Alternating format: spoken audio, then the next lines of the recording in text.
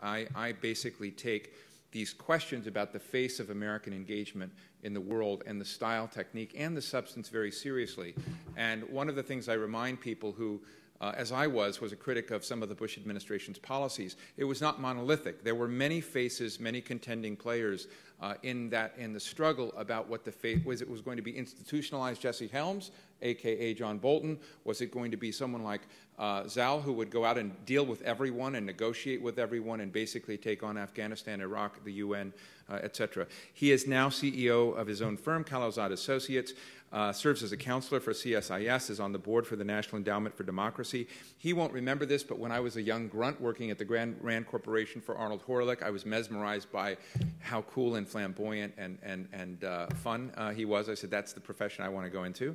And as I said, he wrote some important pieces that compared the nation-building task as he saw it between his experiences in Iraq and Afghanistan. And they were very interesting stories. And I think his granular work in that area will help inform this discussion.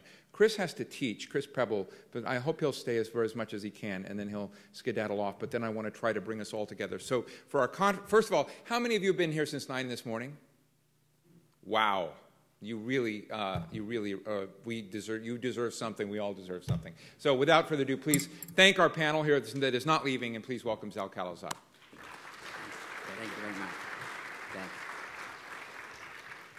Well, thank you very much. As Steve said, it's been a long day for most of you, if not all of you. It's an honor to be here, and I admire many of the gentlemen who are on the panel, work with some of them, so it's a great pleasure to be here, and of course, my homage to Steve.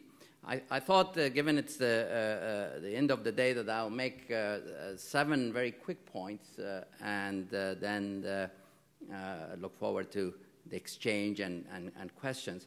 Point 1 is that I am unashamedly supportive of U.S. global leadership and the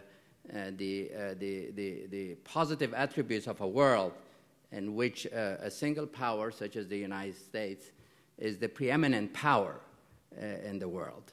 The reason for that is that I think compared to bipolarity of the Cold War period and the multipolarity of the previous period to the Cold War period that resulted in 2 world wars, a world in which the United States plays a leadership role as a preeminent world power is going to be more peaceful and more, in terms of major conflicts, and more conducive to U.S. security and the security of the world. On balance, it doesn't mean there aren't going to be challenges, there are not going to be any difficulties, but on balance, that is a better world. Now, point 2 is that can that role of preeminence be sustainable? And I believe that at the present time, our economic problems, the problem of the deficit, the problem of unemployment, the problem of the lack of adequate economic growth, the problem of inability to come to terms to deal with these issues through appropriate, broadly agreed to economic policies is a national security, ultimately, challenge for the United States, which means that there is going to be a growing, if these problems are unattended to, going to be, as we heard from some of my colleagues earlier, demands for cutting back on the U.S. role, saying legitimately that the role we're playing is unsustainable, it cannot be afforded.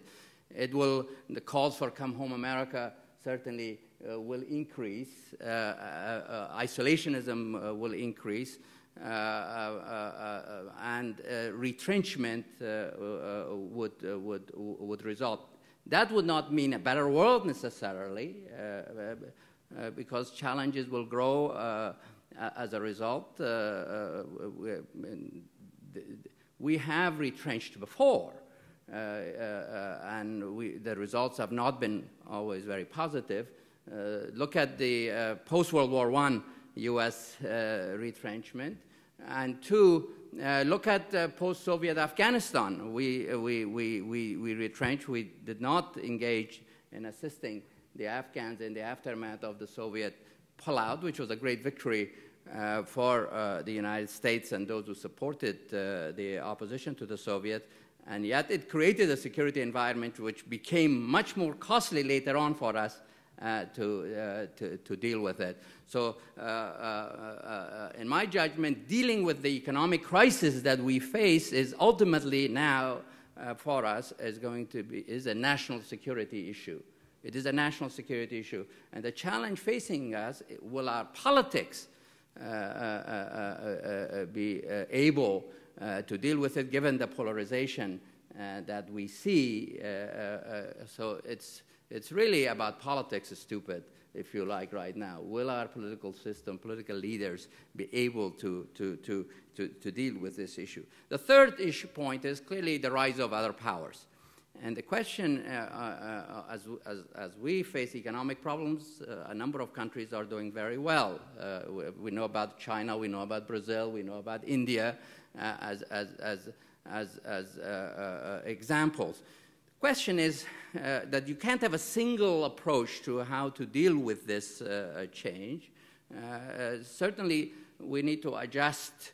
The international system needs to adjust to this change in a way that is least destabilizing, because transitions in power can be very destabilizing. And the question is, how do we change international institutions by giving greater role and therefore greater responsibility and greater burden for countries such as India and Brazil?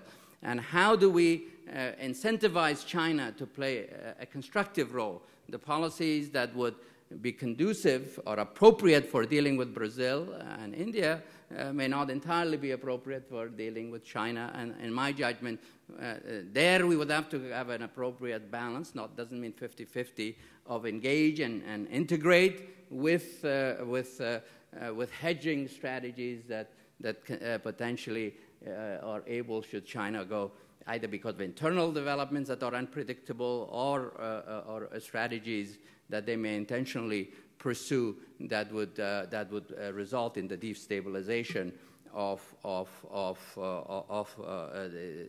East Asia in particular. The fourth point that I would make is, yes, I think what I heard from the previous panel, some of the colleagues, I think it's very important for us as we face the world in the current period that we avoid overextension. Because one of the ways that great powers before us have declined have been that they have not been selective enough or made the wrong choices, getting entangled in places that have zapped its energies, or because of internal decay. There has been another factor, disagreements internally, unable to deal with the problems that they confronted. And therefore, the mix of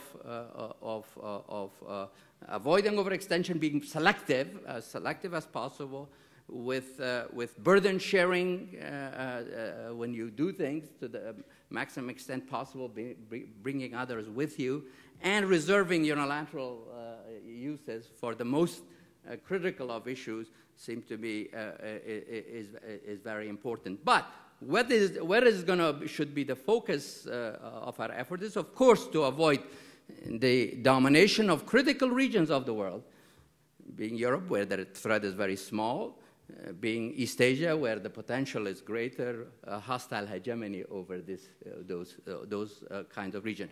And when it comes to the Middle East, which is what Europe was a couple of centuries ago, a dysfunctional region, where its rivalries, its problems became the problems of the world and caused 2 world wars. I think there is where there is room for a greater collective effort to a destabilization over a very long period of time. And that gets me to my fifth point, which is that in the case of places like Afghanistan and Iraq, we have to balance the military instrument better than we have with the non-military instrument, such as catalyzing politics, where people don't have agreements. I think the ambassador mentioned that the problems of nation building, why not let the people themselves kind of solve their political problems, which would be ideal, of course. But at times, the people are not entirely free to do it, because neighbors, unfortunately, in this region, as Europe was, as I said some centuries earlier, are not allowed really to decide.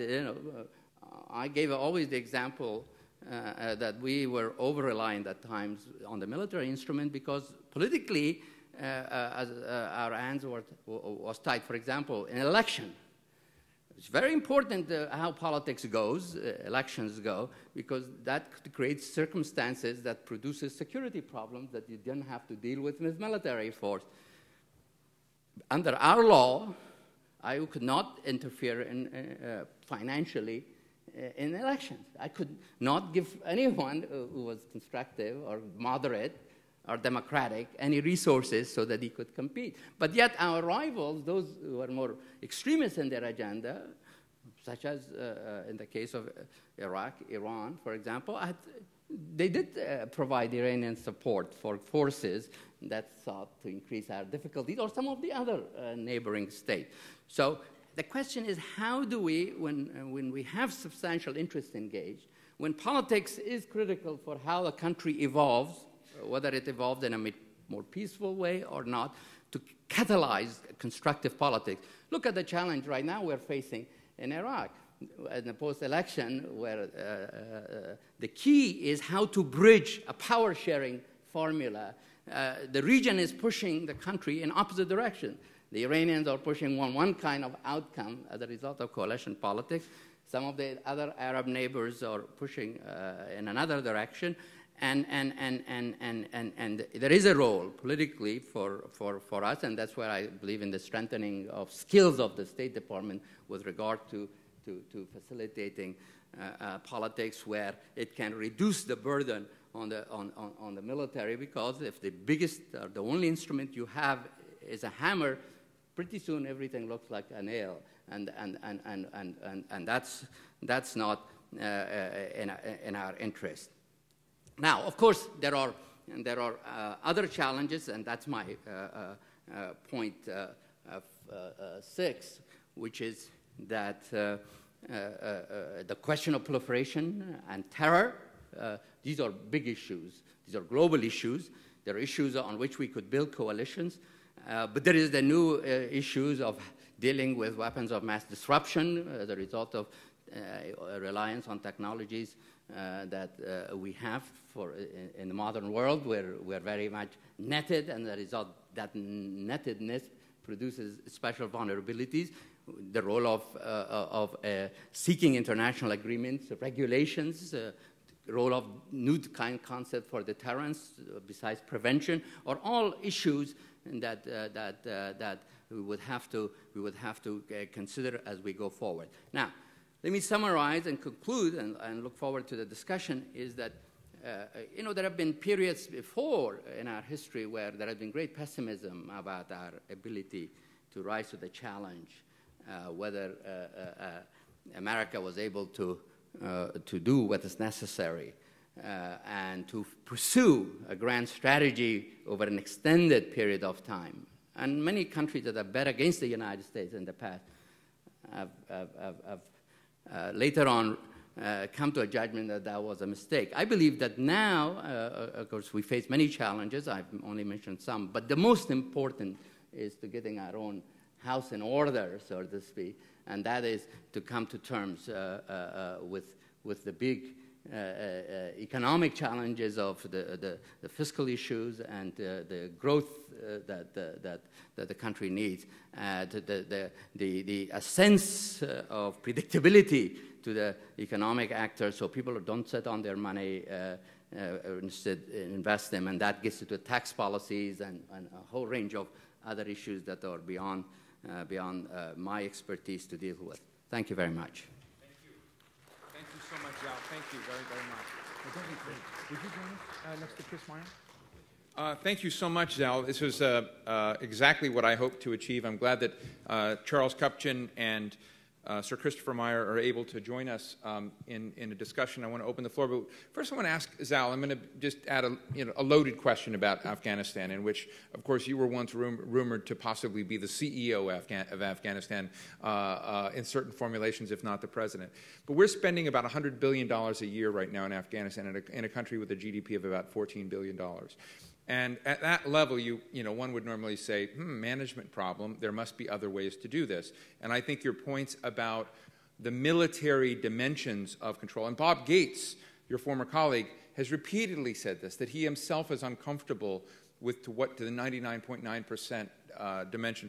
I hear a lot of talk about that, but there seems to be absolutely zero shift towards the other tools. And if you were running the show, what kind of opportunity would you see for decreasing the military dominance of that portal? What would be some of the other things that you would do if Afghanistan were going to remain as high profile a part of the security portfolio as it is today? And if you can turn on the mic right here. I would think that a game changer for Afghanistan, given especially that the level of effort is, in my judgment, not sustainable over a long period of time. And given the president's timeline of wanting to start drawing down, is a diplomatic engagement between Afghanistan and Pakistan, and that removes the sanctuary, the allowing by Pakistan of the Taliban and Haqqani network and others to attack not only the Afghans but the coalition. And this dilemma that we face, that we have not been able to resolve for 9 years, of Pakistan being an ally on the one hand, but also acting as an adversary on the other in terms of the allowance of these insurgents to be used. Resolving that, and that may require big diplomatic engagement, and I credit the administration, this administration, for recognizing this when it came in. That's why the AFPAC was, I think, a very positive approach. But it hasn't produced diplomatically the kind of agreement that would bring that about. I think without that, I think any sense that you can achieve results in the timeline that the president is talking about is unrealistic. And so therefore, that would be priority one, and it's a big diplomatic, geopolitical approach. How do you reassure Pakistan, or how do you incentivize it through negatively to change, and what should the Afghans do? That's a lot of that is diplomatic and political rather than pure military. No, I'd love to go to get Charlie and Ambassador Meyer's comments, if you might. But in the process, just as a great strategist, do you not see, or do others that think as you do in this, do not recognize how the rest of the world perceives the United States as so caught in this that it becomes convinced that we don't have the ability to shape the international system like we previously did? Take Iran, and thus sanctions or not, they are making a bet that in the stock market of power, that the United States power, that the price on power is very low. Because of Afghanistan, et cetera. Well, I would say this much to this, that there are some who I'm sure would like us trapped there. Not winning, not losing, but being there as we are. That consumes a lot of our energy, consumes a lot of our diplomatic and political focus, expenses. I'm sure there are some Russians out there that kind of say, let's take revenge. You know, we ought to be kind of spicing this up a little bit here and there. And there may be some others that I could name them who have their own thoughts as to how. There is this real joke where I was in the Ministry of Foreign Affairs in China once, and I asked them, what is China's grand strategy? And they said, how to keep America distracted in small Middle Eastern countries. Exactly. I was thinking of once doing a novel, how Al-Qaeda was the Chinese invention. It was a great way of indirect. This is a novel, by the way, I was thinking about. I think that doesn't mean we have to play according to their script. Right. For us. And the question is, how do we, while achieving our goals, It doesn't mean we sort of throw in the towel and abandon our objectives, but how do we smartly and successfully pursue our goals as they pursue theirs? Yeah, thank you. Charlie? Yeah, just a couple quick reflections on what Zal had to say. First is, I don't think that you would get much pushback from any of us on the question of, is a world in which there is strong American leadership a more stable world than the alternatives? And I think the answer is yes. And the debate that we then need to have is, how do you wield that preeminence? How should the United States wield its power?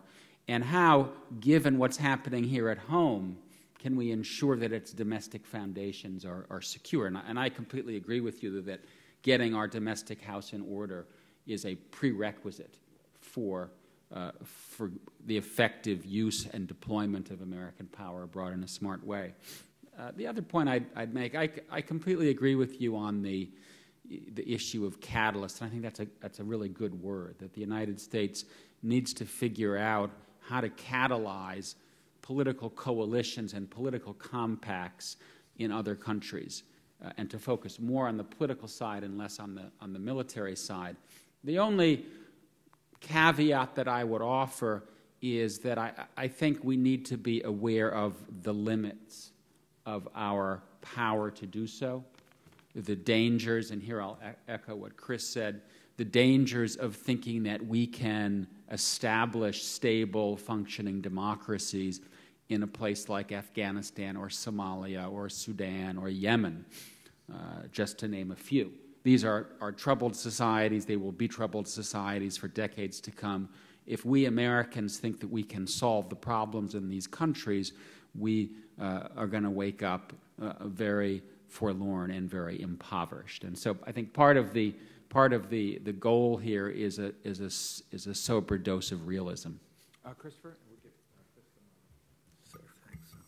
I remember at the end of 2001 when I was in post here in Washington, rather pretentiously quoting Khalilzad at the end of my end-of-year report, in which I said that the one thing that the American and British militaries had forgotten, or our governments had forgotten, was the old Clausewitz's maxim that war was the extension of politics by other means.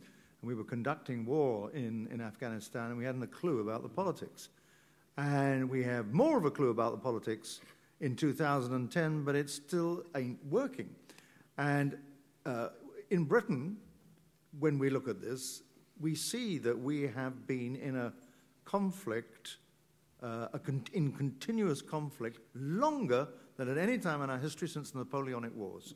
Now, that's 1815, and that is quite something. And I think it's very easy to criticize our engagement in Afghanistan and describe all the mistakes that we've made, sins of omission and commission, surge not working really very well, at least not as well as it did in Iraq. We never put enough troops into Helmand province through the stupidity of our own government, I've got to say. And there are all this stuff. But then the killer question comes in, okay, so what do you do? And I think the strategic weakness for us in Afghanistan is we do not have a reliable civil power to work with. You may think I'm talking rubbish. And in the absence of that, how do you bring this thing to a conclusion which allows the United States, the UK, the rest of NATO to withdraw in reasonable order? And the only thing that I can see that we can bring to help, but it would be a massively complex diplomatic operation, is AFPAC. That was a good idea, to take Afghanistan and Pakistan together. But actually, your conceptual thinking has to be more ambitious than that. You have to say Afghanistan, Pakistan, India, China, Russia, Iran, Saudi, Tajikistan. In other words, before you know where you are, you're starting to think about a grand international conference of people who have a stake in the fate of Afghanistan, and to try and create some kind of consensus and some sense of international guarantees, which, to be perfectly frank, allow us to withdraw with some measure of honor. Beyond that, I haven't a clue what we do, except that my Prime Minister has said we will not be fighting beyond 2005, which is when we expect the next... No, he's 5 hours. Yes, but that's when we're having our next general election. Doesn't say we won't have any troops there, but he's saying... That was 5 years ago. What did I I mean, say just now? 2005, 2015. These senior moments. Hi. You have Sorry, jet you're lag. absolutely, gentlemen, you're absolutely right. I wonder why the audience looks so I just want to correct weird. the record for everyone. 2015, Yeah. i.e. 5 years from now, when he has said, we will have the next general election. Excellent. Thank you. I want to now open the floor. Yes, right here. Kami, and then we'll jump around real quick. We're going to cluster the questions because we're going to end with a bang. Kami, and Kami, I know for 10, 15 years, you're going to do me a favor and make it brief. Okay, my question is about India, Pakistan, you just mentioned. Karzai said we are twin brother, Afghani and Pakistanis. Yeah. And we know that Pakistani army is the most corrupt and incompetent institution on the world. Each time they try to screw India, they get beaten up. How can we make Pakistani army feel secure when they cannot defend their border on west, and now they feel so insecure about eastern border? And my question to Mr. Meyer, you did a wonderful job before you left India in 1947. You divided into two parts and left this Kashmir. So my friend is from India, I'm from Pakistan, and we are so stupid. Since then, we've been fighting each other, killing each other. Is there any way, instead, Americans are doing the same thing? I mean, there is really no point to spend $100 billion on a country that has only $14 billion GDP. Can Americans subcontract you this job to resolve something in Afghanistan? I don't think if Americans are smart enough to Brilliant have some questions, kind of Tommy. revolution. Great. Let me run it in the back over here. We're going to get these questions real quick.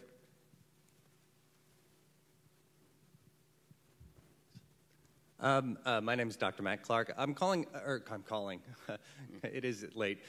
Quickly, the Department of Defense, as we've heard from the Secretary of Defense, is not necessarily well prepared to take on some of the missions like Stability Ops, COIN, and expanding the capabilities that they have because they've been so focused on traditional warfare for so long. But as we heard in House Oversight and Government Reform a couple weeks ago, the Department of State is ill-prepared to take on anything that involves a location that is insecure.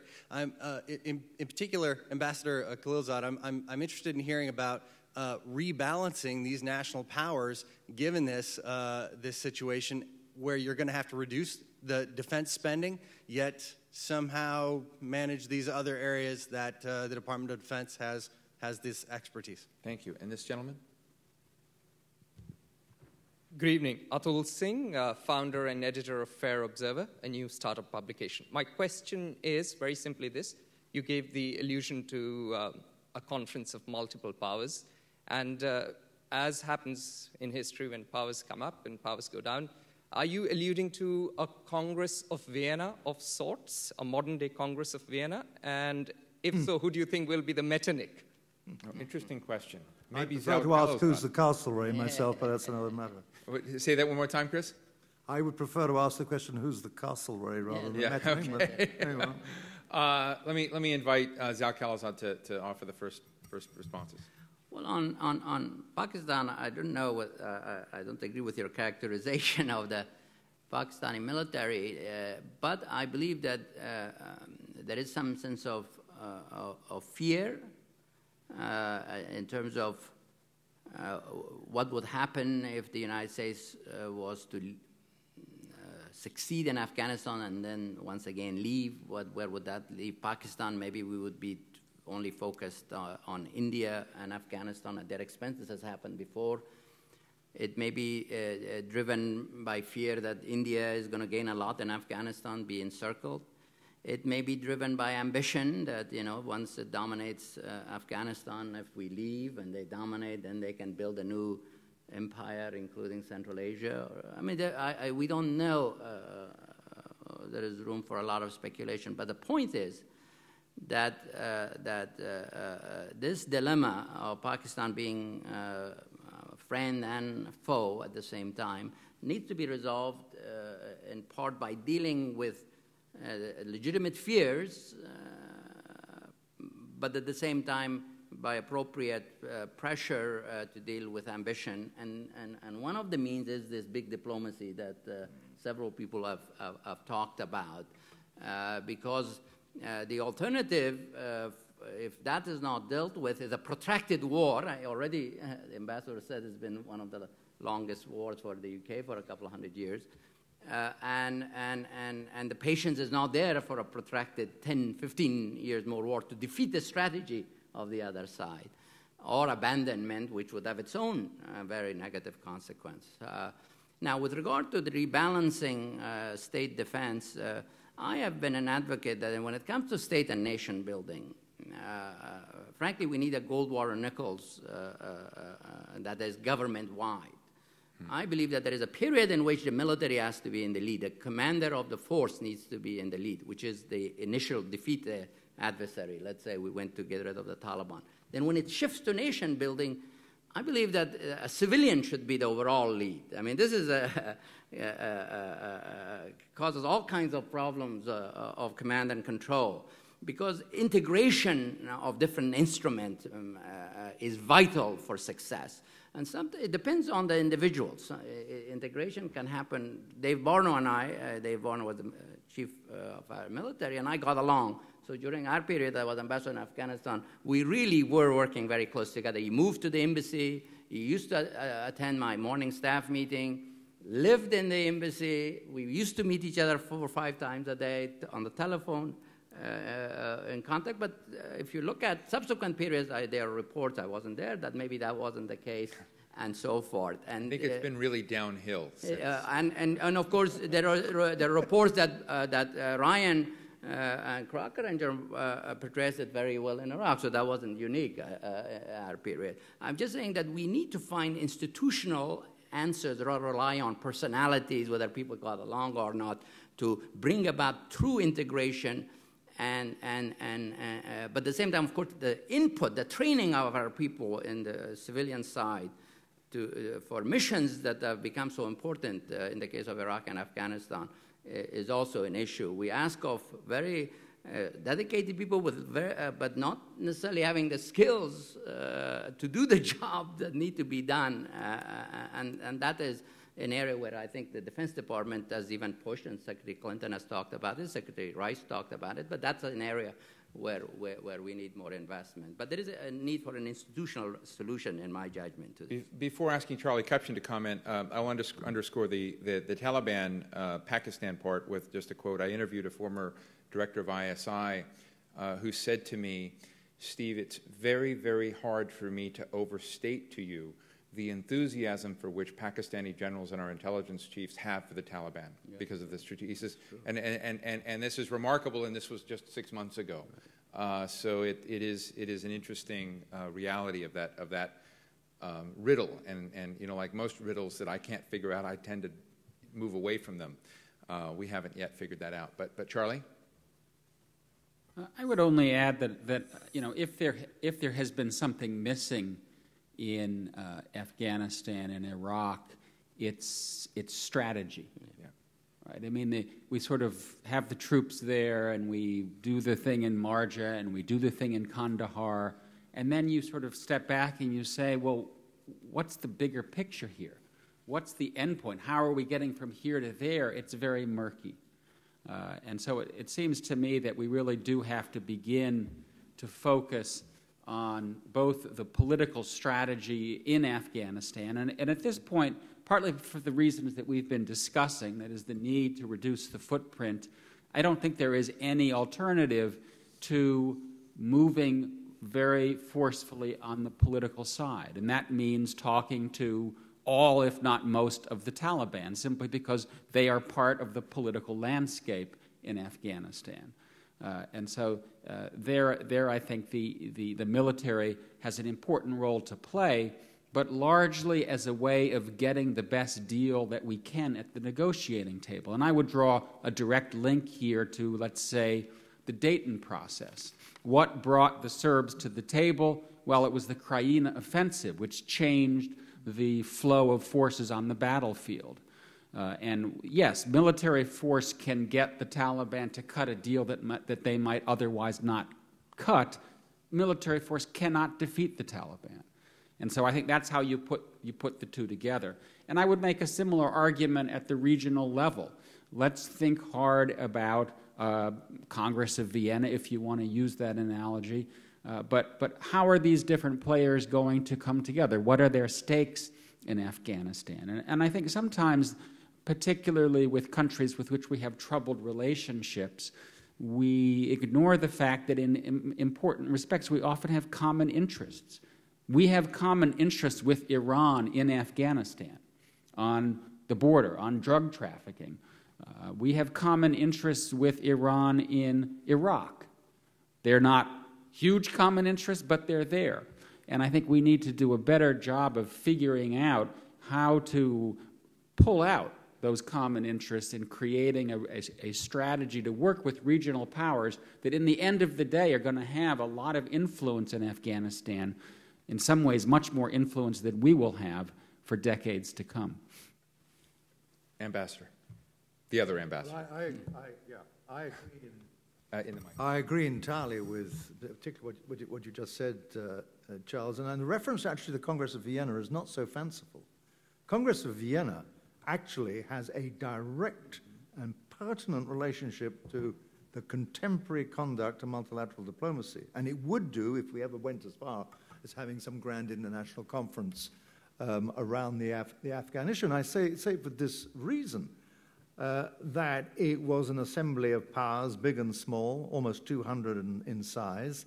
And the organizers, Metternich, Castlereagh, Alexander of Russia, the Prussian whose name I've forgotten, Hardenberg, I think, and even the French who somehow they got rehabilitated immediately after Napoleon was defeated. It's an absolute triumph for French diplomacy, one has to say.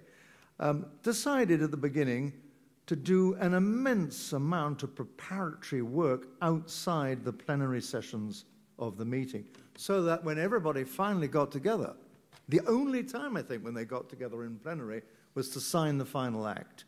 And if the people who did the climate change conference, to digress a moment, in December last year in Copenhagen had followed the same precept, they wouldn't have had the shambles that they had.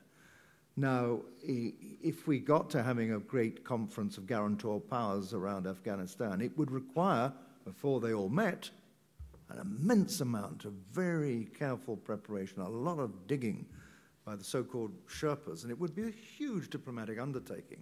I have no idea whether it would be successful. So at the moment we say maybe this is the way to go, at the same time we're saying if it's going to work, it's going to need the most careful preparation by some very skilled people indeed, and a lot of prejudices are going to have to be swallowed if, as you say, Charles, we're going to have to look for a commonality of interest with Iran as we would. Zal? I think on this specific issue of Afghanistan, I think when I signaled, I wanted to really emphasize what the ambassador just said, which is that it will take a lot of preparatory work, and it will require a dozen different negotiations at least, and at the core of which would have to be Pakistan, Afghanistan, the United States, and the reconcilable Taliban. So it would, this would have to happen in stages and in phases, but it would, I think, ultimately require a grand diplomatic arrangement, and that would.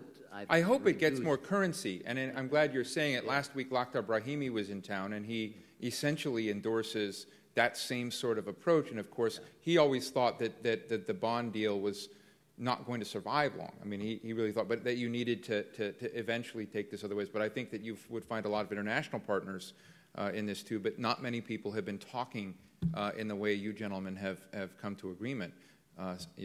International liberal internationalists and neoconservatives in agreement. So it's a remarkable historic moment here on this stage here. I want to thank, before you thank everyone here, I want to say a few words and we were here today as by the New American Foundation and the University of Chicago to make the point that data, that empirical research, that academia can actually inform public policy choices and public policy thinking. This conference is in part one of the launch events and stopping places for Robert Pape's book, Cutting the Fuse, The Explosion of Global Suicide Terrorism and How to Stop It. This book is available to all of you. I particularly feel great if you haven't gotten the book because all of you have been here, most of you, since 9 a.m. this morning. We also have not only C-SPAN viewers, many of whom may have watched all 8 hours, but C-SPAN crew, whom I love. And so I want to thank all of the C-SPAN staff and C-SPAN crew that is taking this conference to many, many thousands more people. And I want to thank Andrew Lebovich, Matt Reed, Eli Peller, Stephanie Gunter, Kirsten Gilbert, Nick McClellan, Kate Brown, Jake Homan, Sylvia Hamad, Mike Jones, Rebecca Liffman, Ezra Schricker, Susan Young, Brenda Zylstra, David Benson, Kevin Ruby, and Troy Schneider. I sound like an NPR tape at the end of Talk of the Nation. But there were just a fantastic number of people involved behind the scenes in this meeting and moving with different parts in both Chicago and Washington. And again, from early this morning, I really do want to thank all of you, for those of you who've made it through a very long day. I want to thank Charlie Kupchan, Ambassador Christopher Meyer, and Zalmay Khalilzad, my good friend, and I want to ask Robert Pape to say a few words, very few words in final conclusion, so that we can adjourn today's meeting. Bob? Thank you very much. I just want to say a thank you for helping us to make today a wonderful success, both for the University of Chicago and we hope, in part, for our debate on what to do to move beyond the war on terror. I think what you've seen today is a real effort to bring social science to this conversation as part of the conversation. I think what you've seen today is an effort to have us, in part, bring you research from the University of Chicago, but not to actually mandate that everyone agree with that research, because the fact of the matter is, if we're really going to have a good working relationship between social science research and policy, it really is important that it's a part of the conversation, not the conversation. And you have done that today, as have our speakers today, and thank you so much for making this a tremendous success. Thank you. Thank you. I also want to say really quickly, nice little tidbit, Zal went to the University of Chicago. I thought you came for me, but you came for the university. Thank you all very much. The meeting is adjourned.